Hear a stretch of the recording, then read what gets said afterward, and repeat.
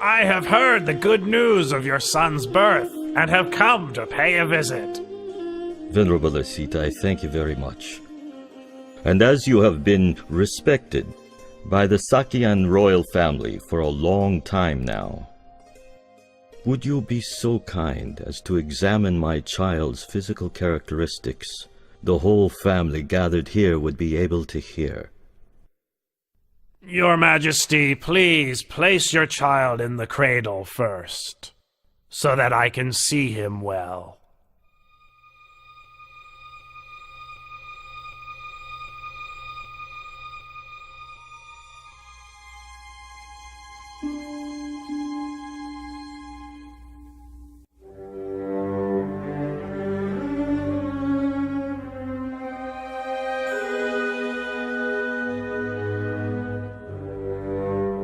This royal child exhibits all the characteristics of a great being laid down in the ancient texts. I have never seen any being with the signs expressed to such perfection.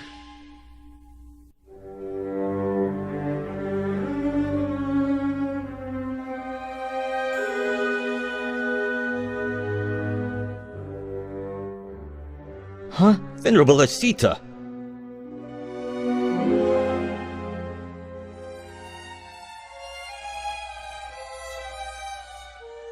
I have examined the characteristics of your newborn son.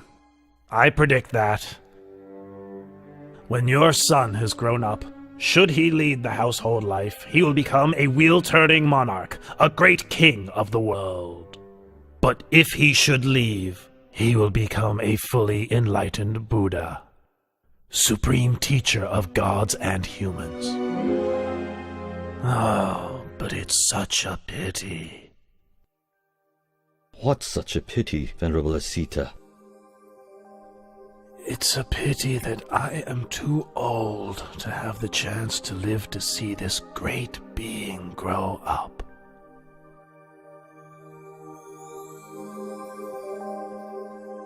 In the future, my son will be a great being with more power and might than any other in the world.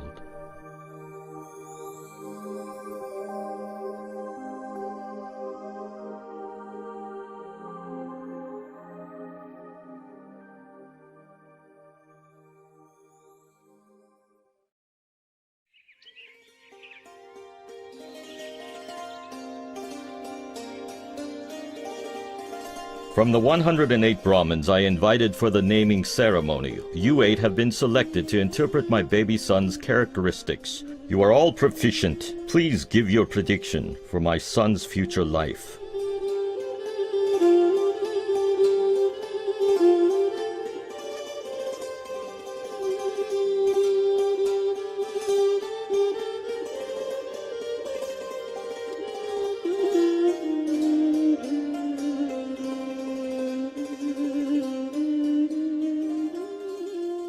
Your Majesty, having examined your son's characteristics, I predict that, should he inherit your throne, he will become a great wheel-turning monarch with an empire that spreads far in every direction.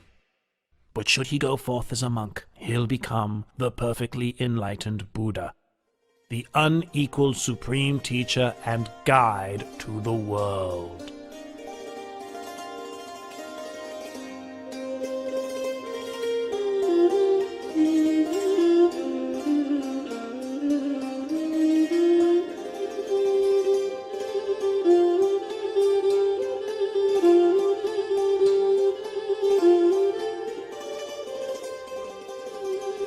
Venerable Kundanya, you are the last of the 8 Brahmins. Do you agree with the other 7 Brahmins that my son has 2 courses, either to become a great wheel-turning monarch or to become a fully enlightened Buddha? I have considered your son's characteristics in detail.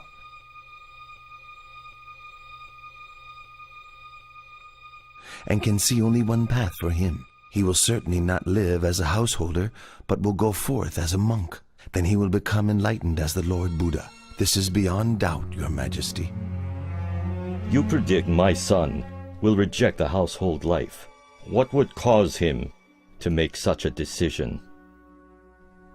Your son will see 4 signs: an old man, a sick man, a dead man, and a monk.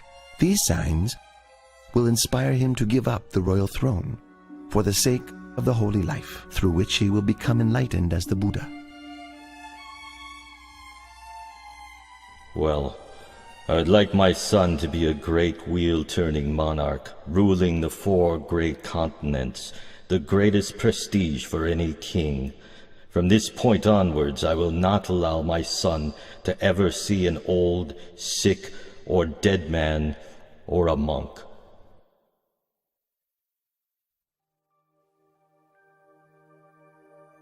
Having predicted the prince's future life, the 8 Brahmins gave him the auspicious name Siddhartha, meaning he who will succeed in that which he desires.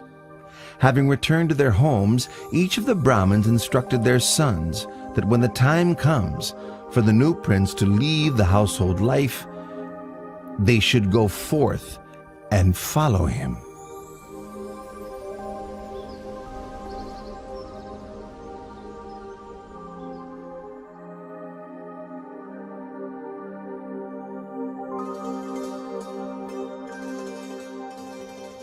Seven days after Prince Siddhartha's birth, his mother, Queen Siri Mahamaya, passed away and became a god in the heaven of Tusita.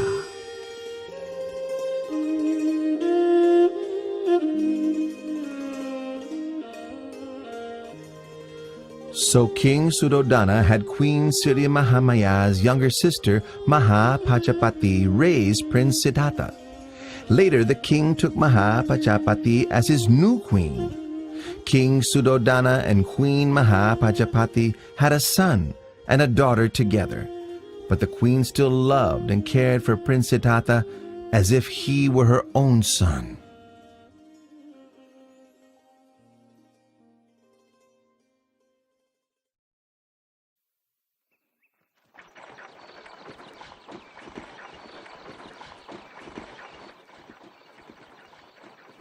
Both of you would like to go and watch the plowing ceremony, wouldn't you?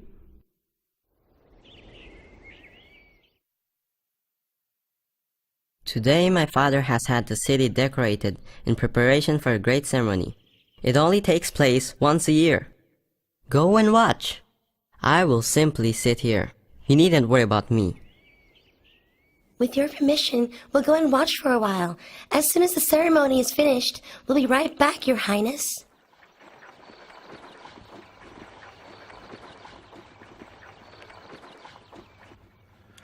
Left alone in a peaceful and shady glade, Prince Siddhartha began to sit in meditation, attaining the tranquility of the first jhana. As the afternoon passed by, the shadows of all the trees moved with the course of the sun, except for the shade of the rose apple tree under which the prince sat. It did not shift position, but remained steadily in place. When the companions returned and saw this wonder, they were startled and conveyed the news to the king, who went to see for himself.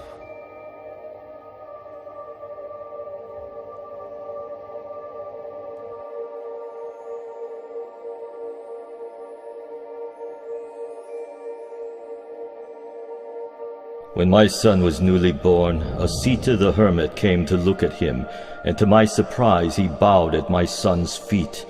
On that day, I also bowed to my son for the first time. Now, my son has performed this marvel. Having seen it, I feel I must bow to him for a second time.